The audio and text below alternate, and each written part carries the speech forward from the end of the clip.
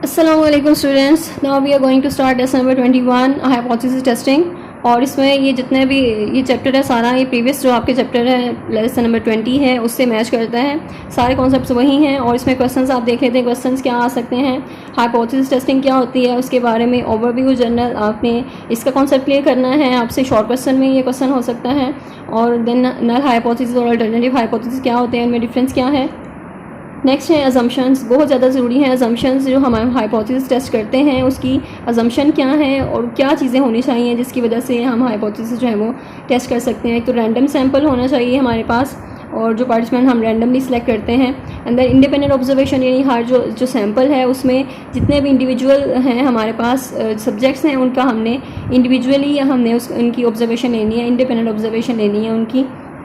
उनका स्कोर जो है वो इंडिपेंडेंट होना चाहिए और सबका जो सैंपल में आपका सबका स्कोर आपके पास होना चाहिए, आप इंडिपेंडेंट ऑब्जर्वेशन होनी चाहिए। Then value of standard deviation is unchange by the treatment, यानी जो भी आप ट्रीटमेंट कर रहे हैं उससे स्टैंडर्ड डेविएशन की वैल्यू चेंज नहीं होती। जो आपने पॉपुलेशन के बारे में स्टैंडर्ड डेविएशन जो है वो सेट किया है वही रहेगा ट्रीटमेंट से पहले भी और बाद में भी। और नॉर्मल सैम्पलिंग डिस्ट्रीब्यूशन यानी आपकी जो डिस्ट्रीब्यूशन है वो नॉर्मल जो है वो कर्व है, आपका जो नॉर्मल डिस्ट्रीब्यूशन का कर्व है वो होना चाहिए। नॉर्मल सैम्पलिंग होनी चाहिए, डिस्ट्रीब्यूशन आपकी नॉर्मल होनी चाहिए, इसमें एक्सट्रीम वैल्यूज़ नहीं होनी चाहिए। देन ही आप उसको हाइपोथेसिस को टेस्ट करते हैं। और इसमें डिफरेंट जो टेस्ट हैं वो हम फर्दर लेक्चर्स में देखेंगे, जिसमें टी टेस्ट है, अनोवा है, रिग्रेशन है, कोरिलेशन है। ये सारे हमारे पैरामीट्रिक टेस्ट होते हैं, यानी इसमें जो अजम्पशंस हैं हमारी अगर ये ट्रू हो रही हैं तो फिर हम इन टेस्ट की तरफ आते हैं, अदरवाइज़ हम नॉन पैरामीट्रिक टेस्ट यूज़ करते हैं। और वो आपको नेक्स्ट लेक्चर्स में आपको इसके भी समझ आ जाएगी कि ये क्या चीज़ क्या है।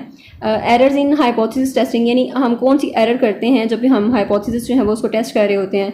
तो इसमें 2 टाइप्स की एरर हैं, टाइप 1 है, टाइप 2 एरर है।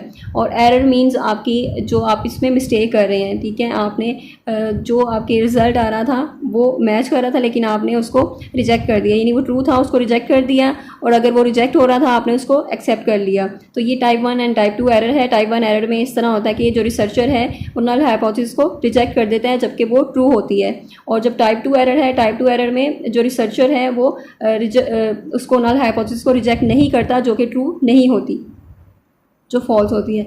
इस तरह इन्होंने ये टेबल बना के उसमें शो कर दिया कि टाइप 1 एरर कब होती है, टाइप 2 एरर कब होती है। फिर हम अल्फ़ा लेवल जो सिलेक्ट करते हैं, जो हम एक थ्रेशोल्ड सिलेक्ट करते हैं, ठीक है, जो आपकी 2 टेल जो टेस्ट होता है या टेल जो है उसकी क्रिटिकल रीजन जो होता है अल्फ़ा लेवल, उसको हम एक देते हैं, एक वैल्यू देते हैं कि कितना हमने उसको रखना है, ठीक है, कितने % जो है वो चांसेस होते हैं हमारे पास कि टाइप 1 एरर जो है उसको कम कर सकें। इसमें जो है वो आप टाइप 1 एरर अच्छा, टाइप 1 एरर है यानी बाउंड्रीज हमने सेलेक्ट कर ली हैं क्रिटिकल रीजन की, और कितना हमारे पास जो क्रिटिकल रीजन हमारे पास कितना है, उसमें 5% रखा है या 1% रखा है या कितना रखा है। तो अगर हम 1% रखते हैं यानी कि बहुत कम चांसेस हैं हमारे टाइप 1 एरर होने के, और ज़्यादा चांसेस हैं कि टाइप 2 एरर जो है वो उसमें होगी।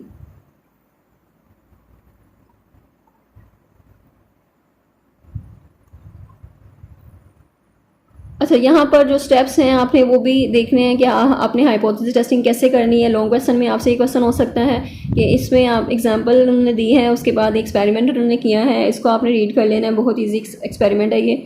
देन कुछ स्टेप्स हैं इसके, जैसे कि हमने पहले हाइपोथेसिस को लिखना होता है, उसमें जनरेट करना होता है कि इतना जो है वो नल हाइपोथेसिस जो है वो हमारी ये है और अल्टरनेटिव हाइपोथेसिस ये है।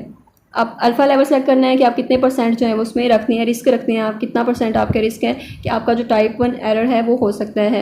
यानी आप जो आपकी जो नल हाइपोथेसिस है जो जिसको आपने एक्सेप्ट करना है आप उसको रिजेक्ट कर रहे हैं। तो टाइप 1 एरर का जो रिस्क है वो 5% है इसमें। एंड देन हम उसको डिसीजन लेते हैं कि क्रिटिकल रीजन जो है वो उसको हम लोकेट करते हैं कि कितने % चांसेस हैं हमारे वैल्यू के उसमें आने के और नल हाइपोथेसिस के रिजेक्ट होने के।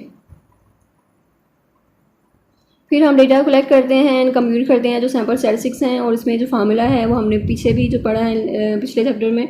इसके अलावा हम डिसीजन लेते हैं, यानी हमने देखना है कि जी स्कोर हमारे पास कितना आया है, फिर हमने उसको नॉर्मल डिस्ट्रीब्यूशन जो कर्व है उसमें देखना है, जो हमारी वैल्यू है पॉपुलेशन पैरामीटर जो है उसमें वो देखते हैं कि हमारा जी स्कोर कहाँ पर आ रहा है उसमें नॉर्मल डिस्ट्रीब्यूशन कर्व में, और वो हमारा अगर क्रिटिकल रीजन में आ रहा है तो इट मीन्स कि हमने नल हाइपोथेसिस जो है उसको रिजेक्ट करना है, अदरवाइज़ हम उसको एक्सेप्ट करेंगे। I hope I made it clear. कोई कन्फ्यूजन है तो कमेंट सेक्शन में आप उससे डिस्कस कर सकते हैं। एंड आई होप कि आपने चैनल को सब्सक्राइब भी किया हुआ है और जो दूसरा चैनल है उसको भी सब्सक्राइब कर लिया। Thank you so much. अल्लाह हाफ़िज़।